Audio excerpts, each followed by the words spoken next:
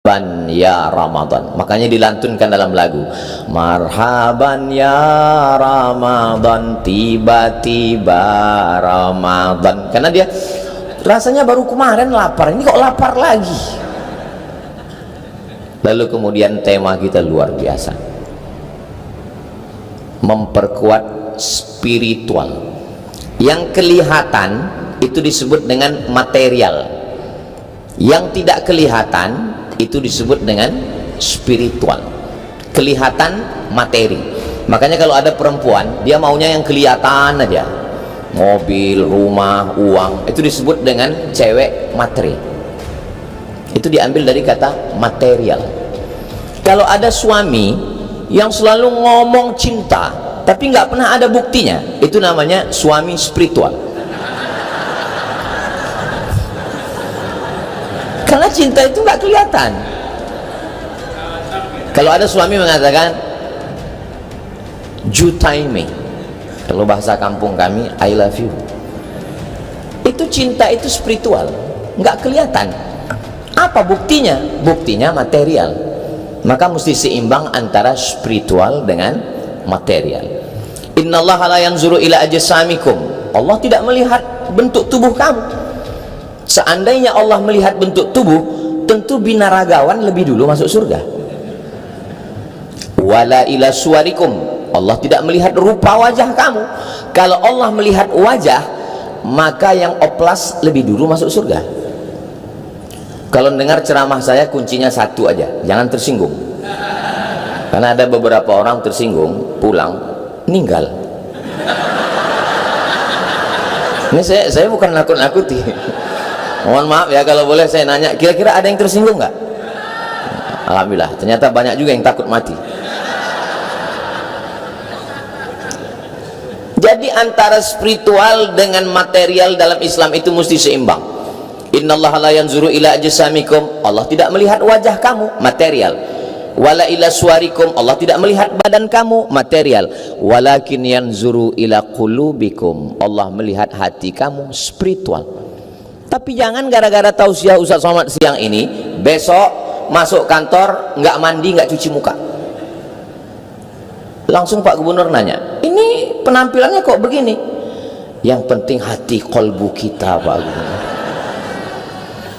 Makanya ketika kita bercermin melihat wajah, coba lihat, perhatikan, Allahumma kama hassanta khalqi, sebagaimana engkau perbaiki khalqi, materialku, fahassin khuluqi, perbaikilah spiritual.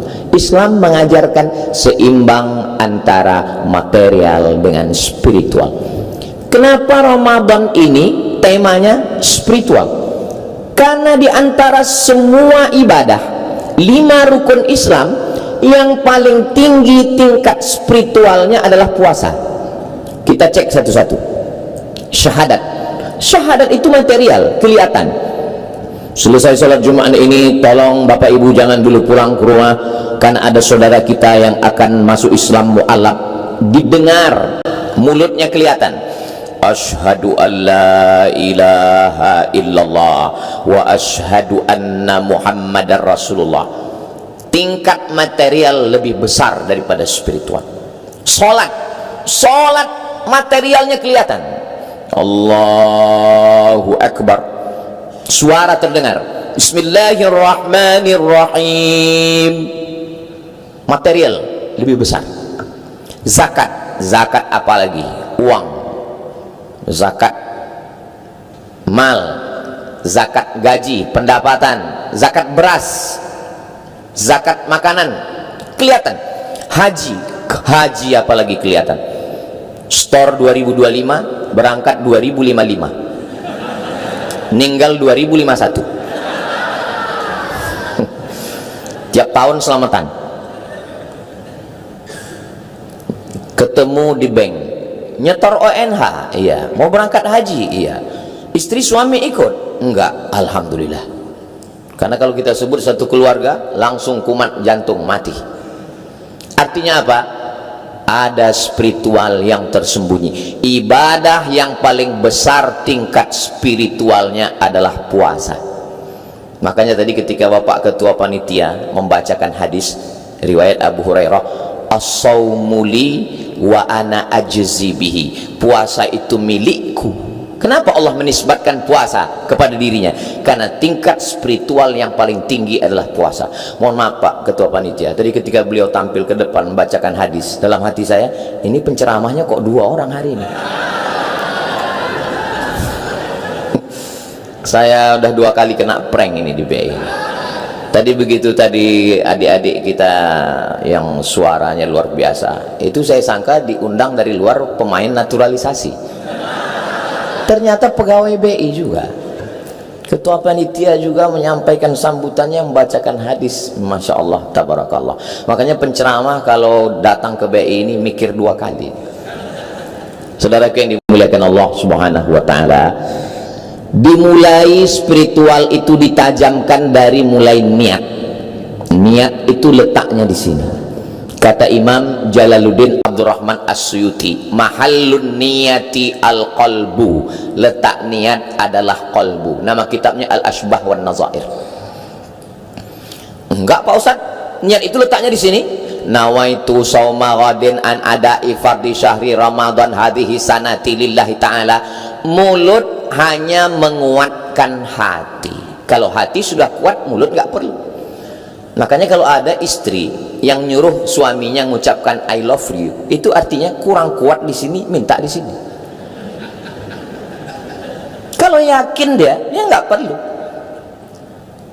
Suami-suami jangan berkecil hati, karena menurut survei 90% suami di Indonesia tidak mengucapkan I love you kepada istrinya. Karena memang suami banyak yang malu. 90% mereka lebih banyak mengungkapkan itu ke istri orang lain.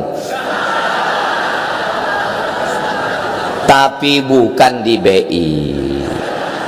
Di BI ini baik semua. Kan kelihatan dari wajahnya orang-orang soleh semua. Ustaz tahu dari mana? Dari senyumnya yang lepas itu. Itu senyum yang lepas, itu material. Bahwa spiritualnya juga lepas. Orang kalau terkunci di dalam, senyumnya juga terkunci, nggak bisa lepas. Saya beberapa tempat itu ceramah, saya pancing dengan pantun, nggak bisa lepas, ketawanya terbatas. Nggak bisa lepas. Tapi ini Masya Allah, saya menyangka di kantor ini yang paling tinggi jabatannya itu adalah gubernur. Ternyata di sini tidak. Buktinya di atas lebih banyak, lebih tinggi lagi. Hai guys, Masya Allah, tabarakallah. Memang acara kita yang material ini nih, yang material. Tapi yang spiritual, yang jamaah tidak kelihatan, 46 kantor ada, tapi nggak kelihatan. Jadi kalau yang ngikuti acara pengajian itu offline langsung, itu surganya juga offline.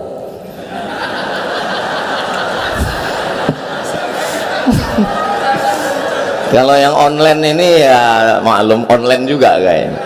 Insya Allah, walaupun dengar tausiahnya online, surganya tetap online. Surganya tetap offline. Cuman masuknya ya agak lambat dikit. Man qala la ilaha illallah Muhammadur Rasulullah dakhalal jannah. Siapa yang mengucapkan la ilaha illallah Muhammadur Rasulullah, semuanya masuk surga insyaallah. Amin ya rabbal alamin. Jangan minta masuk surga, karena semua umat Nabi Muhammad pasti masuk surga. Tapi mintalah selamat dari neraka, karena tidak semua umat Nabi Muhammad selamat dari neraka. Makanya 7 kali di waktu pagi, 7 kali di waktu petang, Allahumma ajirna minan nar, Allahumma ajirna minan nar, Allahumma ajirna minan nar, Allahumma ajirna minan nar, Allahumma ajirna minan nar, Allahumma ajirna minan nar. Allahumma ya Allah, ajirna, selamatkan kami minan nar, dari neraka. Rabbana atina fid dunya hasanah wa fil akhirati hasanah wa qina azabannar. Allahu akbar. Material, tangan kelihatan, mulut kelihatan, suara terdengar, material, tapi spiritual di dalam. Saya sholat zuhur 4 rakaat wajib ngikut imam, jadi makmum adaan lillahi ta'ala. Allahu akbar. Oh, jadi kalau begitu niat itu di sini, niat di dalam. Lalu kenapa orang ngomong usolli fardhu? Supaya hatinya tidak kacau. Habis dari kantor, habis buka handphone, belum ada ngomong apa-apa, langsung tiba-tiba Allahu Akbar. Ini sholat zuhur apa sholat asar ya? 3 rakaat apa rakaat ya? Nggak bisa begitu. Maka untuk menguatkan hati, saya yakin ini semua tidak jamaah, ini tidak semuanya pakai usolli. Yang mau pakai usolli silakan usolli fardhu zuhri. Yang nggak mau pakai usolli ya sah, karena niat di dalam. Jangan kelahi. Dulu kelahi antara yang usolli dengan nggak usolli. Alhamdulillah sekarang udah nggak kelahi karena sama-sama nggak sholat.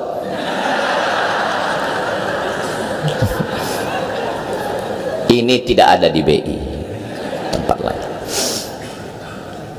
Di dalam niat itu terkandung spiritual yang mendalam. Saya puasa, ada orang puasa karena ingin kebal, ada orang puasa karena ingin kaya, ada orang puasa karena ingin jatuh cinta sama perempuan, cinta ditolak, dukun bertindak, akhirnya puasa. Untuk apa? Pelet. Miskin susah melarat, puasa. Untuk apa? Babi ngepet. Disakiti orang, terzolimi, teraniaya, mau ngebalas, puasa. Untuk apa? Santet. Santet, pelet, babi ngepet. Pakai puasa. Dalam Islam bukan. Puasa gunanya adalah untuk menajamkan kolbu spiritual. Nawaitu sauma ghadin an adai fardhi syahri Ramadan hadhihi sanati lillahi ta'ala. Saya nggak bisa bahasa Arab Pak Ustadz, ya pakai bahasa Indonesia. Saya puasa besok hari karena Allah Ta'ala. Saya kalau pakai bahasa Indonesia rasanya kurang dalam Pak Ustadz. Pakai bahasa saya, aku saiki niat poso sisuk lillahi ta'ala. Pakai bahasa Minang lah Pak Ustadz, ambo ariko bapuaso lillahi ta'ala.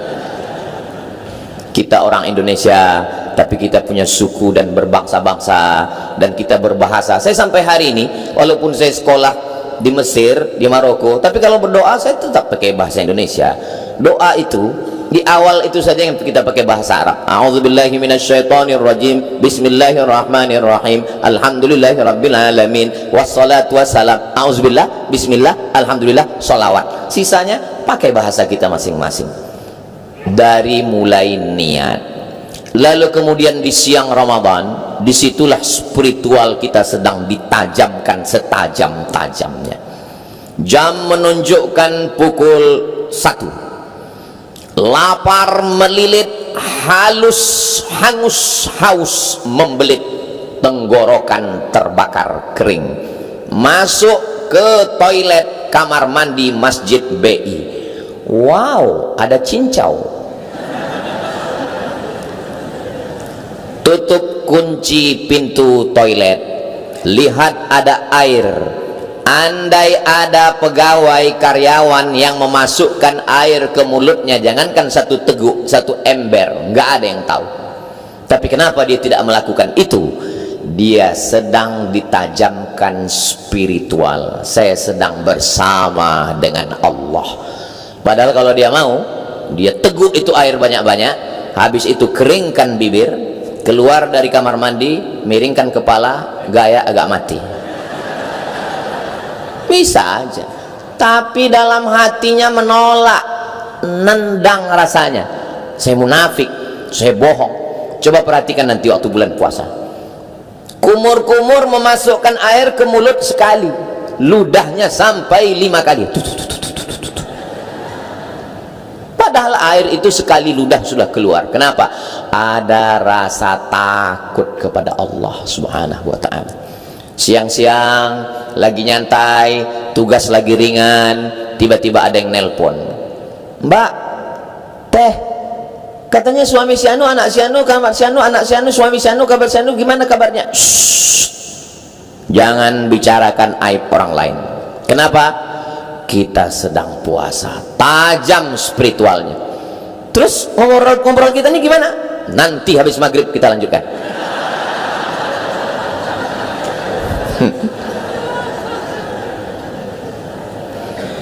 Pejabat, orang kaya, polisi, tentara, konglomerat, ketika datang rakyat jelata, orang yang biasa mancing-mancing, ngomong kasar, apa kata dia?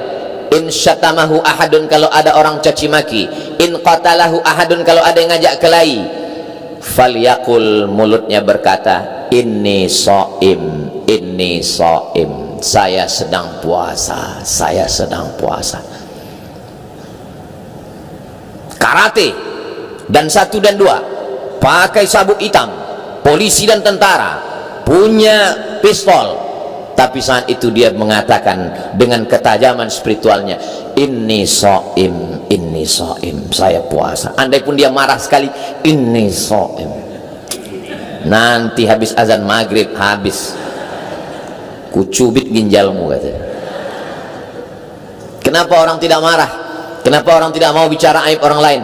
Kenapa orang tidak mau satu tetes air menetes? Karena spiritual yang tajam. Bayangkan, coba kita bayangkan, spiritual yang tajam di siang Ramadan itu kalau dibawa ke 11 bulan berikutnya, apa yang terjadi? Inspektorat Jenderal bubar, Badan Pengawas Keuangan istirahat, KPK agak ringan bebannya sedikit. Begitulah tajamnya spiritual. Lalu kenapa umat Islam terbesar di dunia, kenapa kita tidak bisa menajamkan itu?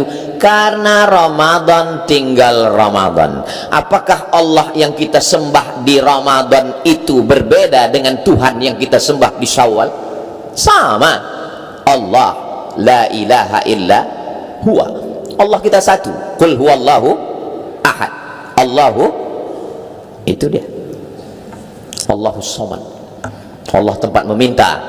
Terus yang ceramah ini namanya Abdus Samad, hamba Allah. Jadi jangan nanti siapa yang ceramah tadi? Allah. Allahus Samad, Allah tempat meminta.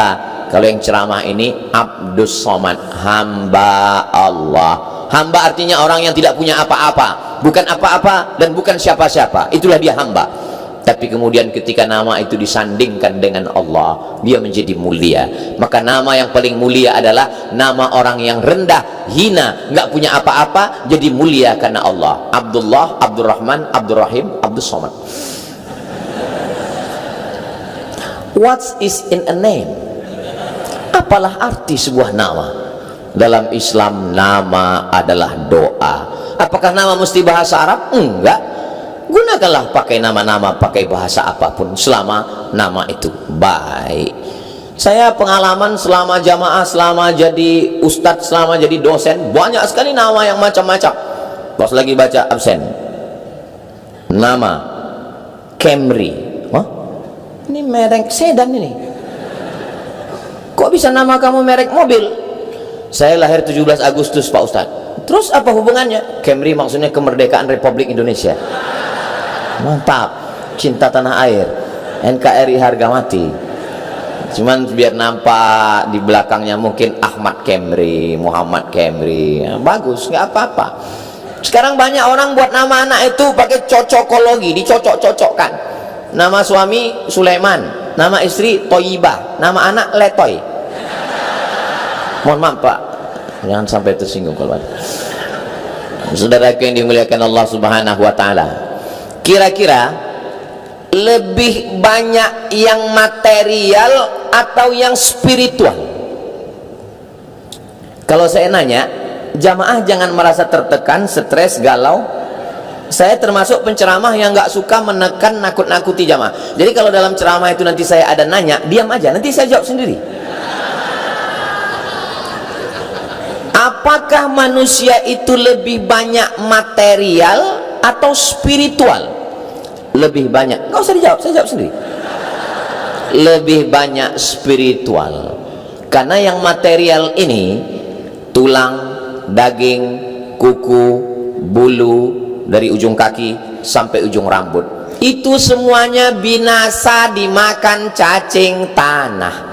Bapak, ibu, pejabat, kaya, miskin, ustadz, semuanya berasal dari tanah. Berjalan di atas tanah, masuk lubang tanah, dimakan cacing. Masa iya kita ini semua diciptakan dari tanah Pak Ustadz? Iya. Kalau memang betul kita diciptakan dari tanah, kok sifatnya beda-beda? Iya, sesuai dengan perbedaan tanah. Itu teman saya tuh Pak Ustadz, semua beban hidupnya diserahkan ke saya. Mungkin dia diciptakan dari tanah longsor.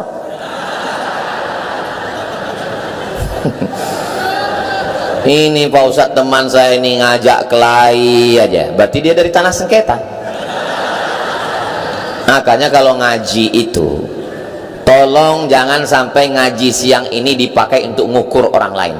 Kita kalau sudah ngaji, biasanya orang kalau sudah dapat meteran itu dipakai untuk ngukur orang lain atau ngukur dirinya. Ngukur orang lain. Orang kalau sudah dapat 1 meteran ngukur, oh kamu kurang 1 meter.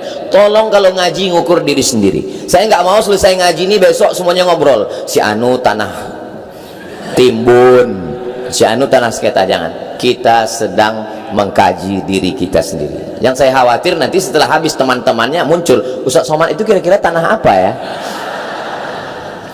Ustaz Somad itu kayaknya tanah liat. Saudaraku yang dimuliakan Allah Subhanahu wa taala. Kita sebagai material sekarang, saya lahir, aduh ketahuan ini umur berapa? Saya lahir 1977. Sekarang baru berarti sekitar 27 apa berapa? Sekarang udah 48. Kalau umur saya ditakdirkan Allah SWT 60, 70, 80, anggaplah 80 meninggal. Tapi kita di alam barzah, di alam kubur jauh lebih lama. Jadi di alam material ini kita sebentar sejenak. Di alam material, setelah itu di alam spiritual, alam barzah. Apa di alam barzah itu kita hidup, Pak Ustadz? Ya. Mana dalilnya bahwa di alam barzah itu kita hidup? Saya mau ke airport. Kemarin saya ziarah ke makam Pak almarhum Syafruddin, mantan Wakapolri. Lalu kemudian ketika saya masuk di pemakaman Kalibata, makam pahlawan, saya ucapkan salam. Assalamualaikum ya ala diyar minal mu'minin wa inna insyaallah bikum lahiqun yarhamullahul mustaqdimina wal mustakhirin nas'alullah lana wa lakumul afiyah. Itu adab kita kalau ziarah kubur. Saya nggak hafal doa yang panjang Pak Ustaz, saya kasih doa minimalis. Assalamualaikum ya ahlal kubur. Payah juga ngapalnya Pak Ustaz, nggak usah baca, gerakkan aja mulut. Mana tahu bahwa anak-anak kita ngelihat, papa kok nggak baca katanya. Paling nggak kita ada alasan kan. Tolong nanti menjelang Ramadan yang ada tradisi ziarah kubur itu lihat pamflet, baleho, banyak yang tempat itu nggak ada tata cara adab. Tolong print kan, buatkan baleho setengah seperempat ini adab-adab ziarah kubur, mengucapkan salam, kirim Al-Fatihah, panjang waktu baca Yasin. Karena ini kalau tidak dijelaskan, banyak orang sampai ke makam ambil handphone, selfie, update status, pulang. Kita itu menunjukkan bahwa alam barzah, walaupun dagingnya, tulangnya, kukunya sudah menyatu dimakan tanah, tapi dia tetap hidup di mana? Spiritual, yang disebut dengan roh. Apakah orang-orang barat, Amerika, Eropa itu percaya kepada spiritual? Ya.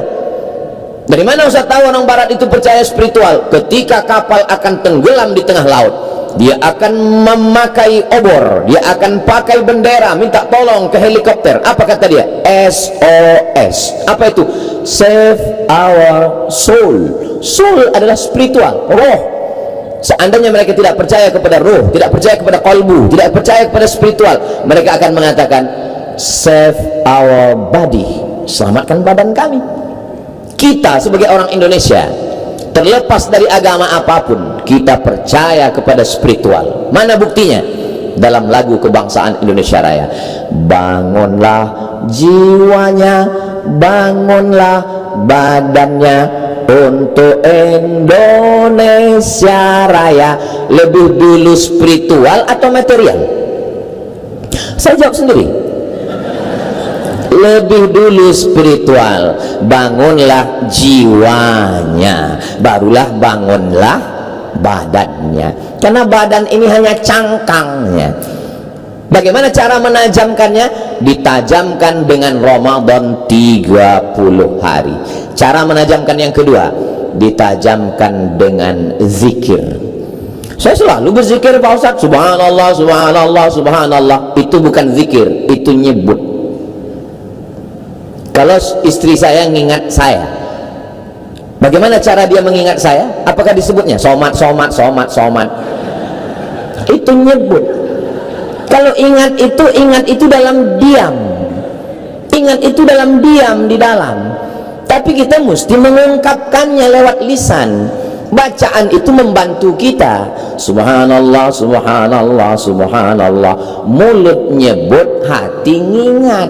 Jangan sampai mulut subhanallah, subhanallah, subhanallah, hati ngingat. Ini THR cair apa enggak?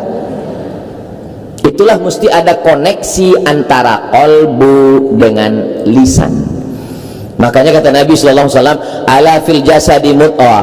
Di dalam jasad dari ujung rambut sampai ke ujung kaki ini ada satu gumpal, ada satu kepal, sesuai dengan sebesar gumpalan tangan saya.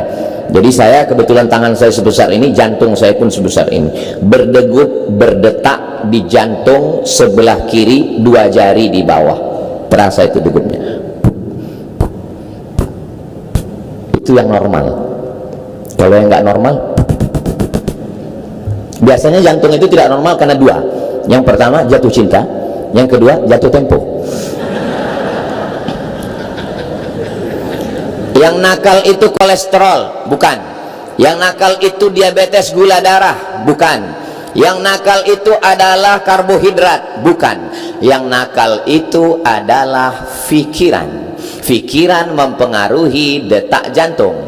Tapi kalau jantungnya tenang, ala bidzikrillahi tatmainnul qulub. Kalau jantungmu mengingat Allah, maka dia akan tenang. Bagaimana cara mengingatnya? Bangun tengah malam, matikan TV, matikan kipas, matikan handphone, matikan semua, duduk dengan tenang, terdengar suara jantung. Itulah diiringi dengan kalimah Allah, Allah, Allah, Allah, Allah, Allah, Allah, Allah, Allah, Allah, Allah, Allah, Allah, Allah, Allah. Tidak bersuara karena zikirnya di dalam. Selama hayat di kandung badan. Tapi jangan gara-gara ini nanti habis sholat nggak ada zikir semua. Assalamualaikum warahmatullahi wabarakatuh semua. Kamu kenapa nggak berzikir? Zikir itu dalam kolbu, kata Ustaz Somad. Nanti saya yang kena. Kita tetap subhanallah, subhanallah, walhamdulillah, wala ilaha illallah, wallahu akbar, wala haula wala quwwata illa billahil aliyyil azim. Menajamkan spiritual dengan zikir. Orang berzikir di masjid biasa, berzikir ketika di samping Ka'bah, subhanallah walhamdulillah wala ilaha illallah wallahu akbar, biasa. Di mana baru nampak zikir? Ketika datang orang bawa uang 1 koper untuk menyogok kita, dan di saat itu kolbu kita hidup berkata Allah, Allah, Allah, Allah, Allah, Allah, Allah. Itulah dia zikir. Banyak orang berzikir di masjid, banyak orang berzikir di Ka'bah, banyak orang berzikir di Masjidil Haram, tapi ketika di kantor stop. Orang memenjarakan Tuhan dalam masjid. Dipenjarakannya Tuhan dalam masjid, dikunjunginya 1 hari 5 kali. Syukur masih ada yang mengunjunginya setahun sekali, hari raya Idul Adha, sambil bawa kupon ngambil daging kurban. Kapan ketika membuktikan zikir? Ketika tiba-tiba masuk WhatsApp, WA, hai sayang, ini nomor Ustadz Somad ya. Ketika itu dia hidup Allah, Allah, Allah. Itulah yang disebut dengan zikir. Ustaz sudah pernah? Belum. Sab'atun yuzilluhumullah, orang yang dapat naungan Allah yauma la zilla illa zilluh. Ketika pada hari itu tidak ada naungan kecuali naungan Allah. Ketika dia datang kesempatan buat dosa, tapi kolbunya tetap hidup Allah, Allah, Allah. Bersyukurlah Bapak Ibu yang akan dilatih nanti dalam 3 otak. Saya selama ini yang tahu saya otak-otak. Rupanya ada 3 otak, 1 otak, 2 otak, 3 otak. Daftarkan bukunya ke nomor berikut. Saudara yang dimuliakan Allah Subhanahu wa taala. Bagaimana cara menajamkan spiritual? Yang pertama, puasa. Yang kedua, zikir qalbu. Yang ketiga, mengingat mati. Sengaja ini saya akhirkan. Karena kalau ini saya bacakan pertama, saya khawatir besok pegawai ini 2/3 nggak masuk kantor lagi. Pas ditanya sama Pak Gubernur, kenapa nggak masuk? kita mau mati semua Pak Gubernur. Apa kata Pak Gubernur? Ustaz Somad jangan diundang lagi kemari, dia mematikan etos kerja kita semua. Ingat, mati bukan berarti kita meninggalkan dunia. Sahabat Nabi itu ingat mati, tapi mereka menggenggam dunia. Belum lagi 100 tahun Nabi meninggal, umat Islam sudah sampai ke Selat Gibraltar yang dibawa oleh Jenderal Tariq bin Ziyad. Negeri itu bernama Andalusia. Kalau saya tanya mahasiswa, Andalusia di mana tuh Pak Ustad? Nggak tahu Andalusia. Real Madrid, Barcelona. Ah ya. Spanyol 700 tahun. Jadi jangan bayangkan sahabat Nabi itu duduk di taman Raudhah, zikir, nunggu malaikat maut datang. Tidak begitu, besti.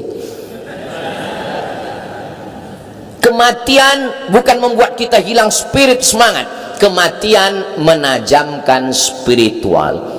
La tuftahannal Konstantiniyah, kata Nabi. Kamu akan menguasai Konstantinopel. Jangan katakan Nabi itu, ya udahlah dunia ini kita tinggalkan, kita mau mati aja semua. Saya nggak mau begitu. Tolong ceramah ini jangan dipotong 5 menit hanya nonton di TikTok. Tonton utuh di channel Ustaz Abdul Somad Official. Subscribe, like, share, and comment.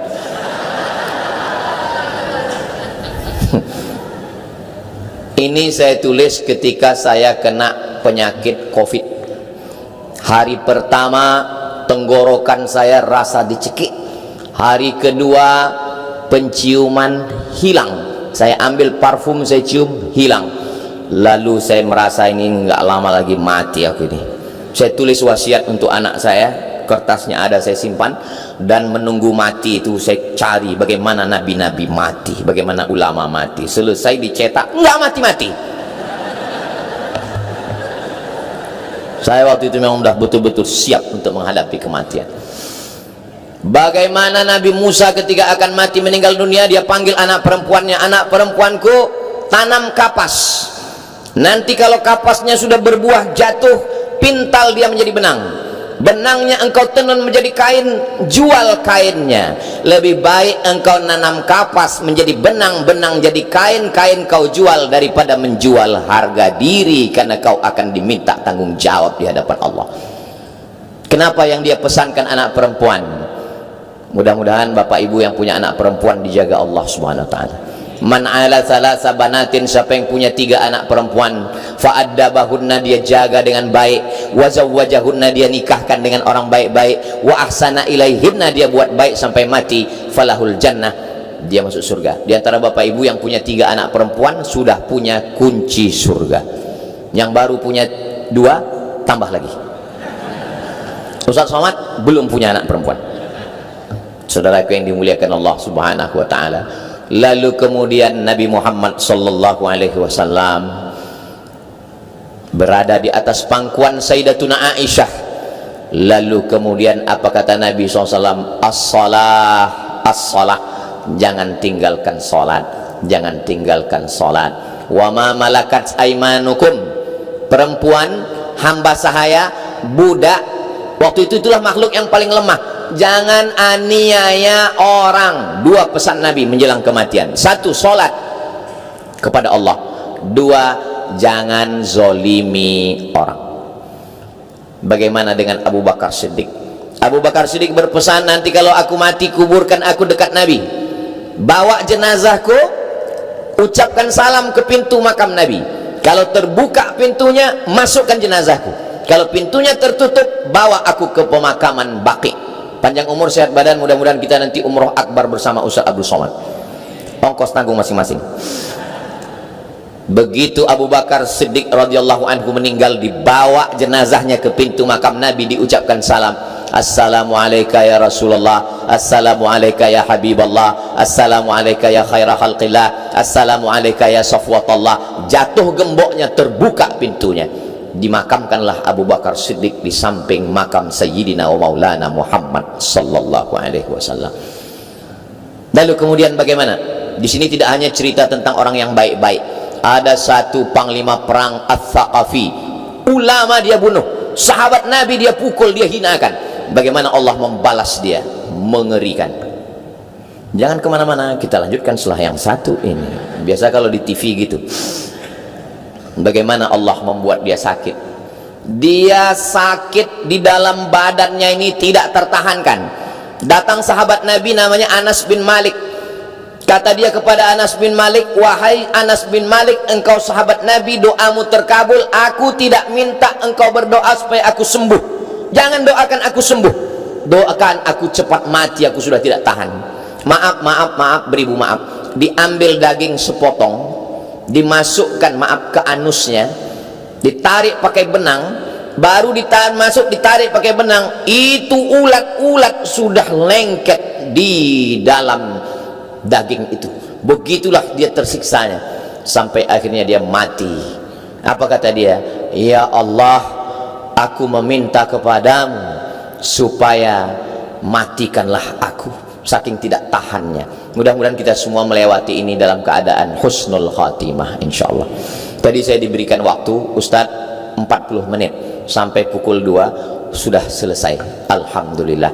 Nanti di masa akan datang kita bahas dalam waktu yang lebih panjang lagi insyaallah. Menangkap puyuh di Bukit Selasih. Thank you dan terima kasih.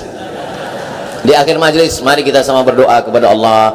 Mudah-mudahan kita diberikan istiqomah iman dan Islam. Mudah-mudahan keluarga kita sakinah mawaddah warahmah. Anak-anak kita semuanya soleh dan solehah. Spiritualitas kita sebagai pemimpin, sebagai pegawai, sebagai keluarga, semuanya ditajamkan sehingga badan kita pun mengikut panglima hati yang ada di dalam. Al-hadhihi niyah al-fatihah.